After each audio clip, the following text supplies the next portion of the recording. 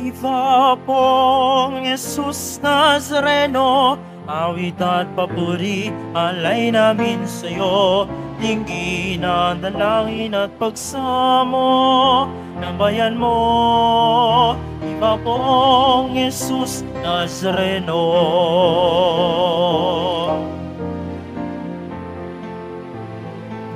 Tayo ngayon ay magtipon at sambahin ang poon. Magdiwang tayo sa ating debosyon, purihin ang Panginoon. Viva po, Jesus Nazareno, awit at papuri, alay namin sa'yo. Tingin ang dalangin at pagsamo ng bayan mo. Viva pong Jesus Nazareno.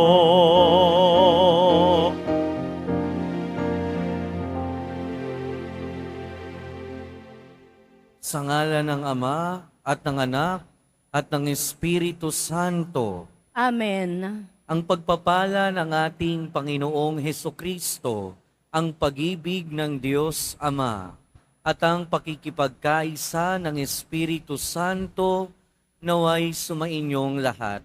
At sumaiyo rin. Mga kapatid, tinipon tayo bilang kaanib ng angka ng Diyos. Kaya dumulog tayo sa mawaing Panginoon na nagpapatawad ng lubos. Sinugong tagapagpagaling sa mga nagsisisi, Panginoon, kaawaan mo kami. Panginoon, kaawaan mo kami. Dumating ng tagapag-anyayang mga makasalanay magsisi, Kristo, kaawaan mo kami. Kristo, kaawaan mo kami. Nakaluklok ka sa kanan ng Diyos Ama para ipamagitan kami. Panginoon, kaawaan mo kami. Panginoon, kaawaan mo kami. Kaawaan tayo ng makapangyarihang Diyos, patawarin tayo sa ating mga kasalanan at patnubayan tayo sa buhay na walang hanggan. Amen. Manalangin tayo. Ama naming makapangyarihan, niloob mong akuin ng iyong anak ang krus at kamatayan, upang ang sangkatauhay matubos at mabuhay. Ang pag-ako namin sa krus at kamatayan dito sa lupa, ayon sa diwa ng pagsunod sa iyong loob na ginanap ng iyong anak, ay magpagindapat nawang aming kamtin ang lubos na katubusan at pagkabuhay sa iyong piling. Sa pamamagitan ni Hesukristo, kasama ng Espiritu Santo, magpasawalang hanggan. Amen. Magsiupo muna po ang lahat. Pagbasa mula sa aklat ni Propeta Jeremias. Nang pasimula ng paghahari sa Huda ni Joaquim na anak ni Josias, tumanggap si Jeremias ng pahayag mula sa Panginoon.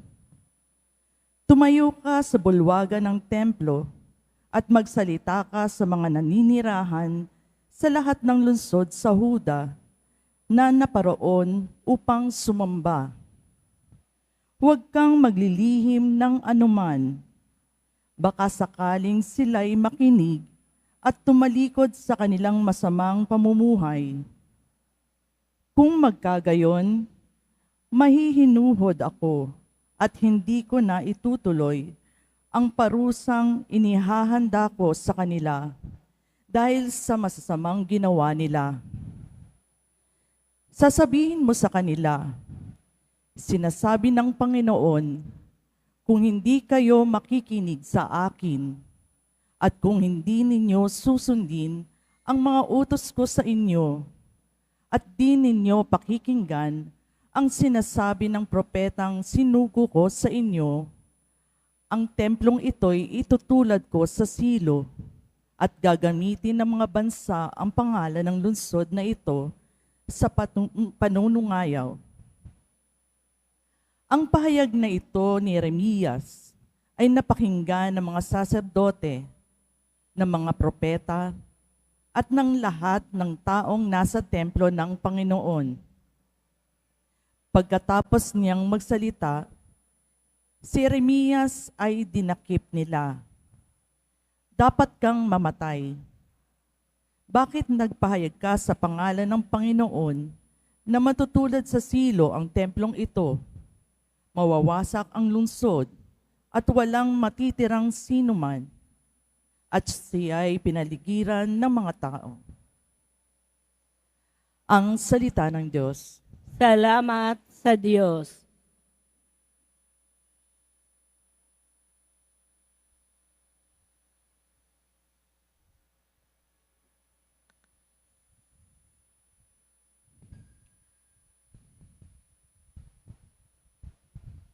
Panginoon, iyong dinggin, akong iyong ginigiliw. Panginoon, iyong dinggin, akong iyong ginigiliw. Ang nangamumuhi ng walang dahilan, higit na marami sa buhok kong taglay. Daming sinungaling na nagpaparatang, ang hangad sa akin, ako ay mamatay. Ang pag-aari kong di naman ninakaw, nais nilang punit, dapat daw ibigay. Panginoon, iyong dinggin, akong iyong ginigiliw. Dahilan sa iyo, ako'y inaglahi, napahiyang lubos sa pagkaunsyami. Sa mga kapatid, parang ako'y aba, kasambahay ko na'y di ako kilala. Ang nagmamahal ko sa banal ng templo, matinding matindi sa kalooban ko. Sa akin bumagsak, paghamak sa iyo. Panginoon, iyong dinggin, akong iyong ginigiliw. At sa ganang akin, ako'y dadalangin. Sa iyo, O Poon, sana'y iyong dinggin. Sa mga panahon na iyong ibigin, dahil sa dakilang pag-ibig sa akin, ang iyong pangakong pagtubos ay sundin. Panginoon, iyong dinggin, akong iyong ginigiliw. Magsitayo na po ang lahat.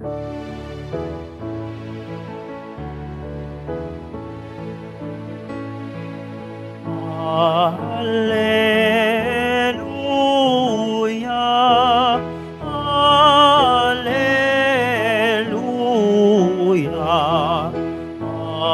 alleluia, alleluia. Balita sa inyo'y ngayon, salita ng Panginoon, iiral habang panahon. Alleluia, alleluia, alleluia, alleluia. Sumainyo ang Panginoon. At sumaiyo rin. Ang mabuting balita ng Panginoon ayon kay San Mateo. Papuri sa iyo, Panginoon. Noong panahong iyon, umuwi si Jesus sa kanyang bayan at nagturo sa kanilang sinagoga. Nagtaka ang mga nakarinig sa kanya. Sinabi nila, saan kaya kumuha ng karunungan ang taong ito? Paano siya nakagagawa ng kababalaghan? Hindi ba ito ang anak ng karpintero? Hindi ba si Maria ang kanyang ina? At sina Santiago, Jose, Simon at Judas ang kanyang mga kapatid na lalaki. At dito nakatira ang kanyang mga kapatid na babae, hindi ba? Saan niya natutunan ang lahat ng ito? At ayaw nilang kilalanin siya. Kaya't sinabi ni Jesus sa kanila, ang propeta'y ginagalang kahit saan, liban sa kanyang sariling bayan at sa kanyang sariling sambahayan. At dahil sa di nila pagsampalataya, hindi siya gumawa roon ng maraming kababalaghan. Ang mabuting balita ng Panginoon. Pinupuri ka namin, Panginoong Heso Kristo. Magsiupo muna po ang lahat. Welcome po sa Minor Basilica and National Shrine of Jesus Nazareno at magandang umaga sa inyong lahat. Friday ngayon, and Friday is Quiapo Day, araw ng ating pagdedebosyon sa mahal na Jesus Nazareno. At pagka tayo nagsisimba, kung hindi man madalas, paminsan-minsan, dinadala natin yung ating panalangin sa Diyos. Dinadala natin dahil nagbabakasakali tayo na madinig ang ating kahilingan. Nagbabakasakali tayo na baka naman tuparin na ng Diyos yung matagal na nating hinihiling. Sa ating salmong tugunan, yung tinugon natin, Panginoon, iyong dinggin, akong iyong ginigiliw. Ito ay pagsamo rin na mapakinggan ng Diyos. Pagbabakasakali din na mapakinggan ng Diyos. Pero alam nyo ba na baka ang Diyos ay nagbabakasakali din na pakinggan natin siya? Sa ating unang pagbasa, ito yung nangyari. Sinabi ng Diyos kay Jeremias, pumunta ka sa mga tao, baka sakaling makinig sila, baka sakaling magbago sila sa kanilang pamamaraan. Pero sa pagbabakasakali ng Diyos na siya ay pakinggan, ano yung sagot na narating sa Kanya? Ano yung sagot na binigay sa Kanya? Hindi pagtanggap, pagre-reject. Nagsalita siya sa pamamagitan ng propeta, Jeremias, pero hindi tinanggap ng mga tao. Hindi tinanggap ng mga tao. Sa ating ebanghelyo, malamang hindi lang nagbakasakali, pero talagang intensyon ng ating Panginoong Hesukristo na bumalik kung saan siya nagsimula, kung saan siya lumaki, at ipahayag ang mabuting balita. At sa kanyang pagpapahayag, anong reaksyon ng mga tao? Nagtaka sila.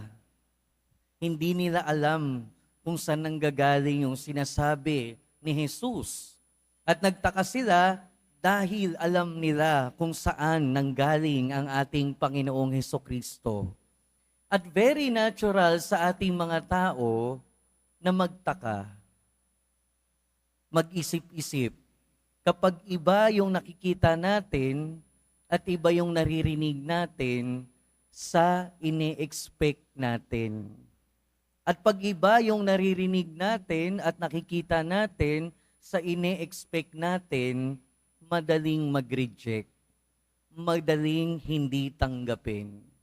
At ito yung naranasan ng ating Panginoong Hesukristo. At siguro naman lahat tayo dito nakaranas na ma-reject. Lahat siguro tayo dito nakaranas na hindi tanggapin ng ating kapwa. Kapatid man yan, magulang man yan, katrabaho, kaibigan, in one way or another, lahat tayo nakaranas ng rejection. Pero hindi ko alam, pero malamang, lahat din tayo in one way or another nakapang-reject din ng ating kapwa. Lahat siguro tayo, may mga kapwa tayo na hindi rin natin tinanggap. Pero ang masakit, kaka-reject natin, no, sa mga tao, sa kapwa natin, Hindi natin alam minsan ang nire-reject na natin ay ang Diyos. Hindi natin minsan alam ang nire-reject na pala natin ay ang Diyos. Sa ating ebanghelyo, hindi alam ng mga tao na si Kristo ang Mesiyas. Hindi nila alam na siya ang magliligtas sa kanila mula sa kapahamakan at kamatayan. Pero dahil kilala nila ang ating Panginoon at ayaw nila o hindi nila alam na siya ang hinihintay nila na tagapagligtas, hindi nila tinanggap, hindi nila namalayan na Diyos pala ang kanilang nire-reject. Hindi nila namalayan na Diyos ang kanilang hindi tinatanggap. Yun din yung nangyari sa mga tao sa unang pagbasa. At sana naman hindi natin maranasan yun. Sana naman hindi natin ma-experience na ang nire-reject pala natin ay ang Diyos mismo. Kasi minsan kaka-reject natin, no? Nire-reject pala natin ay ang mensahe ng Panginoon. Kaya tinuturuan tayo ng ating mga pagbasa na unang-una, makinig. Makinig sa salita ng Diyos. Makinig sa pinagdadaluyan ng salita ng Diyos. Minsan kasi, ang hindi natin tanggap ay yung nagsasabi ng salita ng Diyos. Di ba? Lalo na kapag kakilala natin. Kapag minsan, yung mga magulang natin, di ba, sa mga anak dito, kapag magulang ang nagsasalita, nangangaral, minsan hindi natin tinatanggap. Minsan ayaw nating tanggapin dahil kilala natin kung sino yung nagsasalita. Pero hindi lang naman sa mga ganong pagkakataon.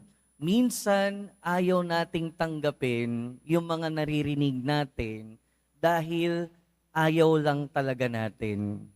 At ayaw lang talaga natin dahil taliwas sa gusto nating paniwalaan. Kapag kayong naririnig natin na salita at pangangaral ay hindi tugma doon sa gusto nating paniwalaan, madali lang i-reject. Madali lang hindi tanggapin. Kasi bakit? Bakit ko tatanggapin kung hindi naman yan yung pinaniniwalaan ko? Bakit ko tatanggapin kung sa tingin ko hindi naman talaga yan yung nakakabuti sa akin? Pero minsan, yung hindi natin pagtanggap, yung hindi natin pakikinig, ang hindi pala natin napapakinggan ay ang Diyos. Kaya ang mensahe sa atin, makinig. Kahit mahirap minsan makinig. Kahit mahirap tanggapin yung napapakinggan natin, kung tama naman, kung totoo naman, pakinggan pa rin natin. Dahil sa pakikinig, nagsisimula ang pagbabago. Kaya minsan mahirap magbago kasi mahirap makinig. Kaya unang-una, ang tinuturo sa atin, makinig.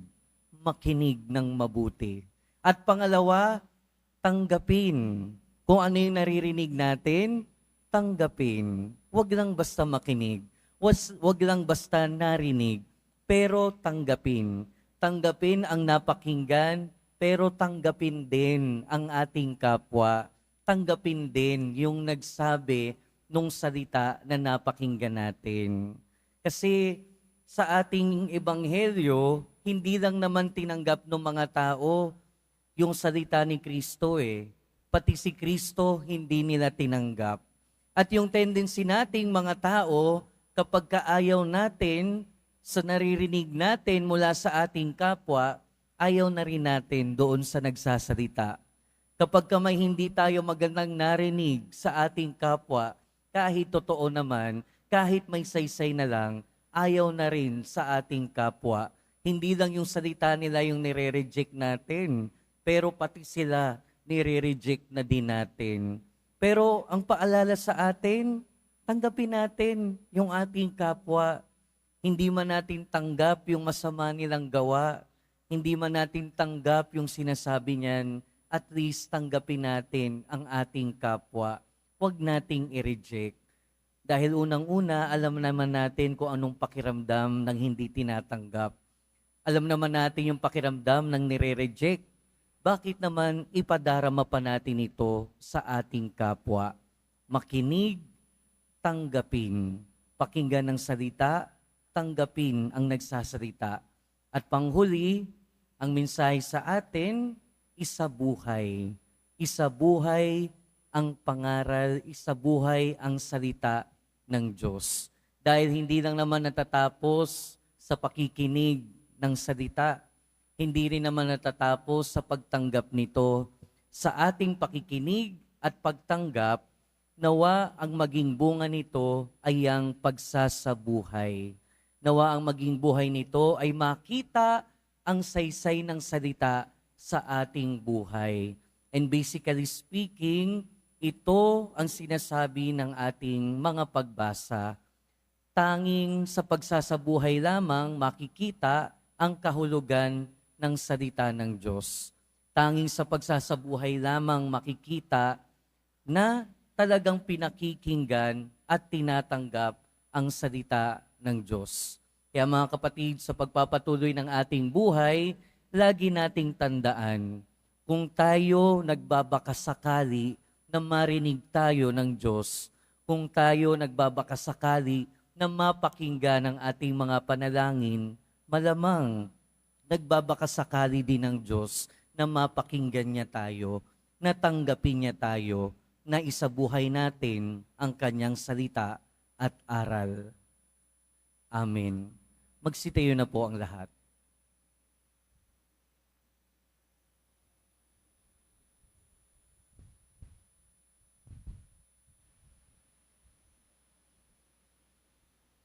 Mga minamahal kong kapatid, idulog natin sa mahal na poong Jesus Nazareno ang ating mga kahilingan.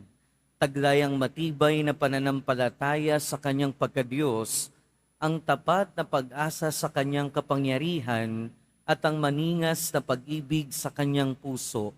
At sa bawat panalangin ng ating itutugon, mahal na poong Jesus Nazareno, kaawaan mo kami. Mahal na poong Jesus Nazareno, kaawaan mo kami. Upang ang Eukaristiya na ating tinatanggap sa komunyon at inihahandog sa misa bilang alaala ng mga hirap ng mananakop ay magdulot sa atin ng wagas na pagmamahal sa Diyos at sa kapwa. Manalangin tayo. Mahal na poong Jesus Nazareno, kaawaan mo kami.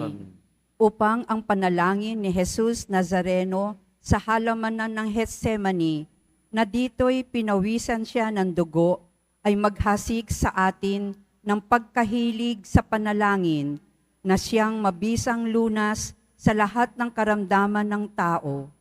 Manalangin tayo. Mahal na poong Jesus Nazareno, kaawaan mo kami.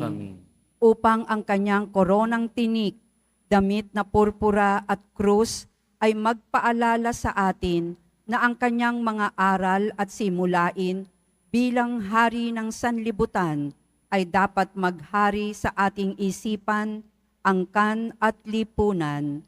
Manalangin tayo. Mahal na poong Jesus Nazareno, kaawaan mo kami. Upang sa bisa ng kanyang pagpapasan ng krus sa mga lansangan sa Jerusalem, ay matuto tayong makiramay at makihati sa mga kahirapan at tiisin ng kapwa. Manalangin tayo. Mahal na poong Jesus Nazareno, kaawaan mo kami. Upang tulungan tayo ng mahal na Birhen, ina ng hapis, na maging tunay na larawan ng kanyang anak sa isip, wika at gawa, nang sa gayon ay makamit ang ating kahilingan sa poong Jesus Nazareno.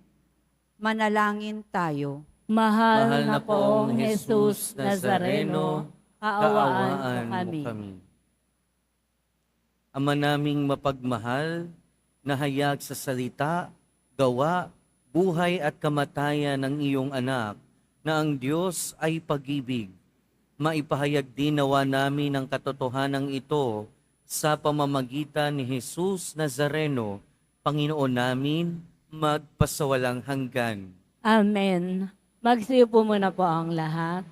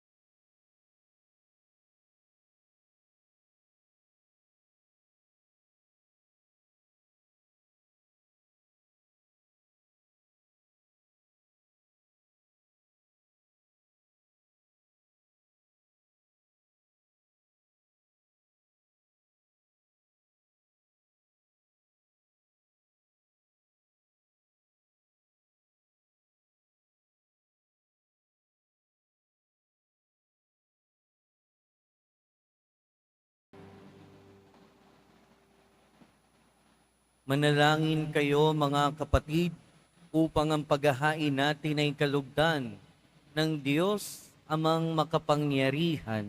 Tanggapin nawa ng Panginoon itong paghahain sa iyong mga kamay, sa kapurihan niya at karangalan sa ating kapakinabangan at sa buong sambayanan niyang banal. Ama naming lumikha sa ikapagpapatawad ng mga kasalanan, maganap nawa ang paghahaing ito na sa dambana ng krus ay siyang pumawi sa kasalanan ng buong mundo. Sa pamamagitan ni Hesukristo, kasama ng Espiritu Santo, magpasawalang hanggan, Amen. sumainyo ang Panginoon. At sumaiyo rin. Itaas sa Diyos ang inyong puso at diwa. Itinaas na namin sa Panginoon. Pasalamatan natin ang Panginoong ating Diyos. Marapat na siya ay pasalamatan. Ama naming makapangyarihan, tunay ngang marapat na ikaw ay aming pasalamatan. Iyong ipinasyang sa kahoy na krus ang sangkatauhay tubusin ni Jesus. Sa punong kahoy nagkapuwang ang kamatayan. Sa kahoy na krus itinanghal ang pagkabuhay. Sa punong kahoy na naig ang sumuway sa iyo. Sa kahoy na krus, siya'y nadaig ng masunuring anak mo.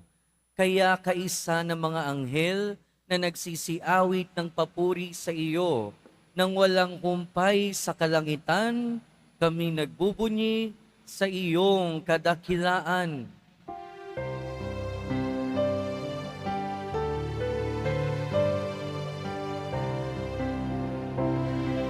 Santo, Santo, Santo, Panginoong Diyos ng mga hukbo, napupuno ang langit at lupa ng kadakilaan mo. O sana sa kaitaasan, pinagpala ang naparirito sa ngalan ng Panginoon. O sana sa kaitaasan. Magsilot po ang lahat. Ama naming banal, ikaw ang bukal ng tanang kabanalan. Kaya't sa pamamagitan ng iyong Espiritu, gawin mong banal ang kaloob na ito, upang para sa aming maging katawan at dugo ng aming Panginoong Hesukristo. Bago niya pinagtiis ang pusang loob na maging handog, hinawakan niya ang tinapay, pinasalamatan kaniya, pinaghati-hati niya iyon, iniabot sa kanyang mga alagad at sinabi, "Tanggapin ninyong lahat ito at kanin. Ito ang aking katawan na ihahandog para sa inyo."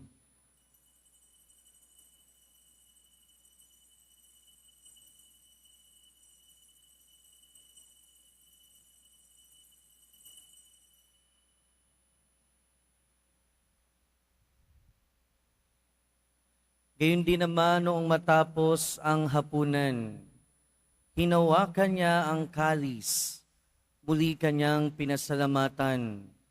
Iniabot niya ang kalis sa kanyang mga alagad at sinabi, "Tanggapin ninyong lahat ito at inumin. Ito ang kalis ng aking dugo, ng bago at walang hanggang tipan. Ang aking dugo na ibubuhos para sa inyo at para sa lahat, sa ikapagpapatawad ng mga kasalanan. Gawin ninyo ito sa pag-alala sa akin."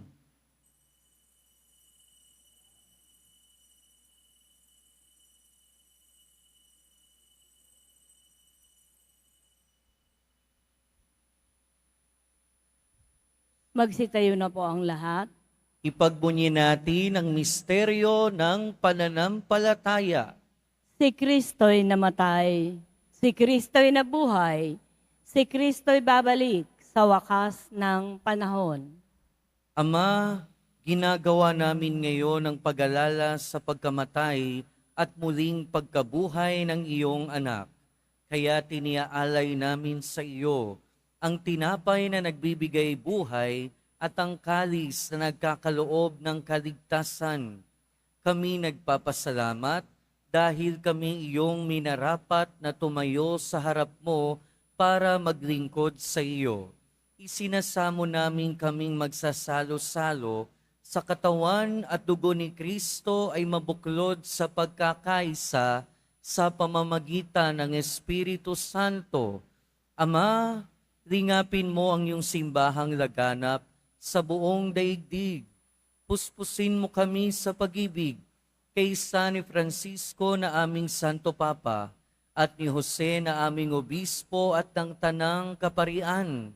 Alalahanin mo rin ang mga kapatid naming nahimlay nang may pag-asang sila'y muling mabubuhay, gayon din ang lahat ng mga pumanaw. Kaawaan mo sila at patuloyin sa iyong kaliwanagan. Kaawaan mo at pagindapating kaming lahat na makasalo sa iyong buhay na walang wakas, kaysa ng mahal na Birheng Maria na Ina ng Diyos, ng kabiyak ng puso niya si San Jose, kaysa ng mga apostol ni San Juan Bautista at ng lahat ng mga banal na namuhay dito sa daigdig ng kalugod-lugod sa iyo. Maipagdiwang nawa namin ang pagpupuri sa ikararangal mo sa pamamagitan ng iyong anak na aming Panginoong Hesukristo.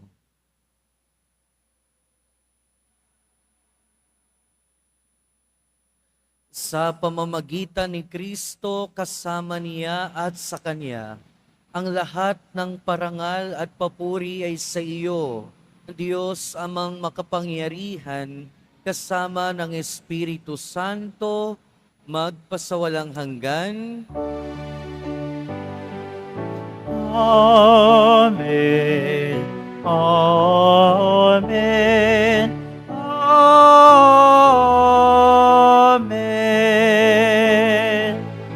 Amen.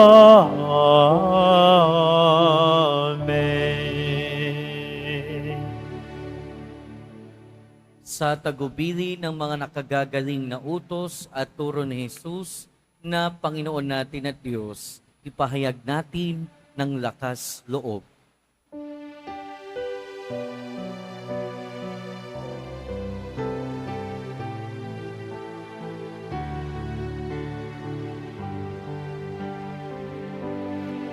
Ama namin, sumasalangit ka, sambahin ang ngalan mo, mapasa amin ang kaharian mo, sundin ang loob mo dito sa lupa para nang sa langit.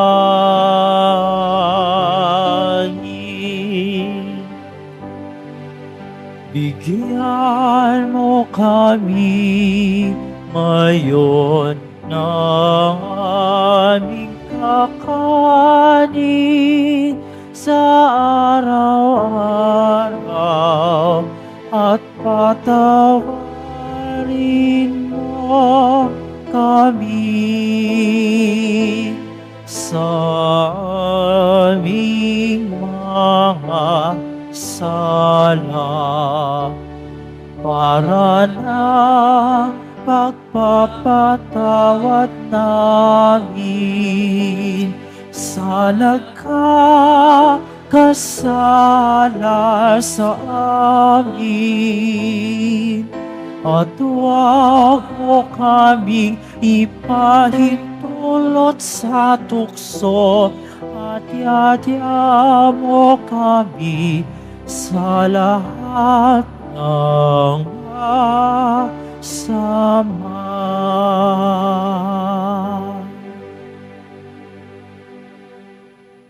Hinihiling namin kami edya sa lahat ng masama, pagkalooban ng kapayapaan araw-araw, iligtas sa kasalanan at ilayo sa lahat ng kapahamakan, samantalang aming pinananabikan ang dakilang araw ng pagpapahayag ng tagapagligtas naming si Hesu Kristo. Sapagkat iyo ang kaharian at ang kapangyarihan at ang kapurihan magpakailanman. Amen. Panginoong Hesu Kristo, sinabi mo sa iyong mga apostol, kapayapaan ang iniiwan ko sa inyo. Ang aking kapayapaan ang ibinibigay ko sa inyo. Tunghayan mo ang aming pananampalataya at huwag ang aming pagkakasala. Pagkalooban mo kami ng kapayapaan at pagkakaisa ayon sa iyong kalooban, kasama ng Espiritu Santo, magpasawalang hanggan. Amen. Ang kapayapaan ng Panginoon ay laging sumainyo. At sumaiyo rin. Magbigayan tayo ng kapayapaan sa isa't isa. Peace be with you po.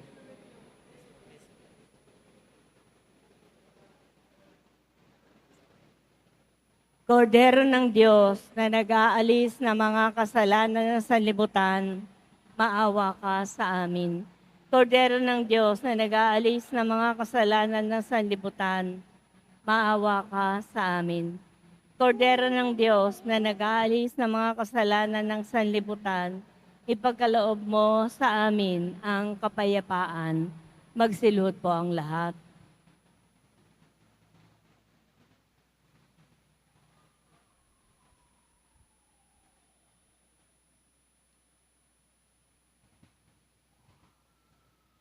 Ito ang kordero ng Diyos. Ito ang nag-aalis ng kasalanan ng sanlibutan. Mapalad ang mga inaanyayahan sa kanyang piging. Panginoon, hindi ako karapat-dapat na magpatuloy sa iyo, ngunit sa isang salita mo lamang ay gagaling na ako.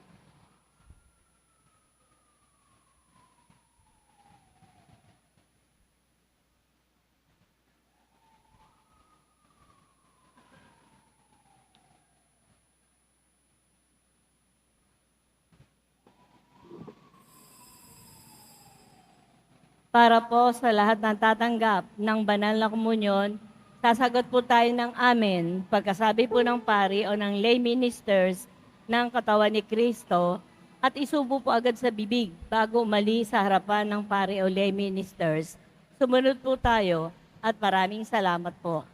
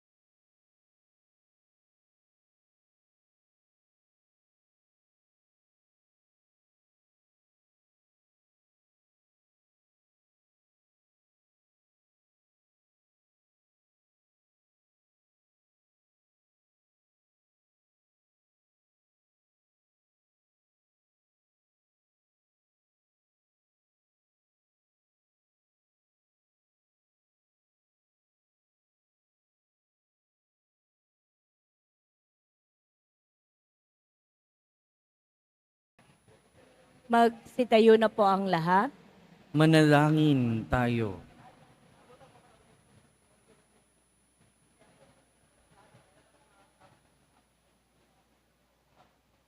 Panginoong Hesukristo, kaming nagsalo-salo sa banal na pakikinabang ay nakikiusap sa iyo na ang mga nasagip ng kahoy na krus na nagbibigay buhay ay iyong ihatid sa pagkabuhay sa kaluwalhatian, sapagkat ikaw ang Panginoon magpasawalang hanggan. Amen. Sumainyo ang Panginoon. At sumaiyo rin. Mahal na poong Jesus Nazareno, inihayag mo sa pamamagitan ng krus ang walang maliw na pag-ibig ng Diyos sa sangkatauhan. Pakinggan mo ang kahilingan ng iyong angkan na nagsusumamo sa iyo. Makamtanawa nila ang iyong katugunan at tanggapin ang kasagutan na may utang na loob na tinatanaw. Basbasan din po ninyo ang mga daladala nilang mga imahen at dasalan. Sa pamamagitan ng bendisyon na ito, naway maalala nila ang mga pangako nila noon sa binyag, na ikaw ang kanilang iibigin at paglilingkuran bilang Panginoon, magpasawalang hanggan. Amen. At pagpalain kayo ng makapangyarihan at mapagmahal na Diyos, ng Ama at ng Anak at ng Espiritu Santo. Amen. Pumayo kayong taglayang kapayapaan ng poong Jesus Nazareno. Salamat sa Diyos.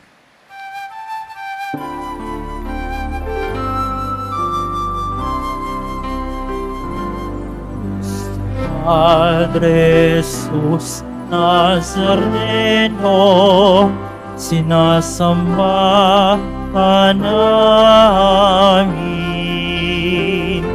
Pinipinto ka namin, aral mo ang aming buhay at kaligtasan. Sa Padre Jesus Nazareno, iligtas mo kami sa kasalanan.